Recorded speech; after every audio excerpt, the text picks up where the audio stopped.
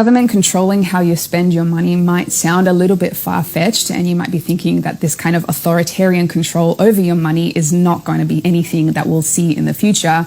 Unfortunately, this is already implemented in the world. In China, the government is already able to program what its citizens can and cannot spend their money on. Over the last few years, they've limited millions of people's ability to buy things like train tickets, passports, and luxury goods. They're able to do this because of China's intense social credit system that links each person's identity and actions to their bank account, allowing the government to see and to control everything a citizen does with their money. And it seems like the West is paying attention. In nations like Sweden, South Africa, and Canada, trials of programmable central bank currencies are already underway. In fact, almost half of the world's nations are at some stage of implementing this kind of programmable money, meaning no matter where in the world you live, this technology is likely only a few years away. Okay, so how does programmable money tie in with the personal carbon limit? Well, it all comes down to whether or not you've gone over your monthly usage, and if you have, there are two possible case scenarios for that. The most openly talked about penalty for a person going over their individual carbon limit is that they'd simply get charged for doing so, just the same as what happens to large companies today. Taken too many car trips this month, or bought a little bit too much meat? In that case, you'd simply get a bill at the end of each month from your government, so you can pay the price of being a naughty citizen. As your entire carbon usage would be tracked by a government CBDC, there would be no way to hide how much carbon you've used. And since they now also hold the keys to your money, they won't even need to send you a bill for your excess usage. Potentially, they'll just automatically pull your fine from your bank account. But there is a second, and in my opinion, a scary thing that could happen if you do go over your monthly limit. And ultimately, this could give your government more ways of controlling your life. And in order to do so, we just have to look at what's happening in China. As we already know, the Chinese government can already take away people's ability to buy certain items through a social credit system linked to their bank account, which is exactly what your government could do as well when a programmable CBDC inevitably comes into play in the West. And it's very possible they could use a CBDC to program your spending if you step outside the limits of your monthly carbon allowance. For example, have you refilled your card too many times already this month? You could find that next time your card simply doesn't work at the pump. Or did you recently fly to the other side of the world to visit your family? Well, until your monthly limit resets, it's possible that you may not be able to buy so-called high-carbon food items like coffee, meat, chocolate, or potatoes. Again, this scenario is just theoretical at this point. However, with the power of CBDCs, it would be very easy for governments to control your money in this way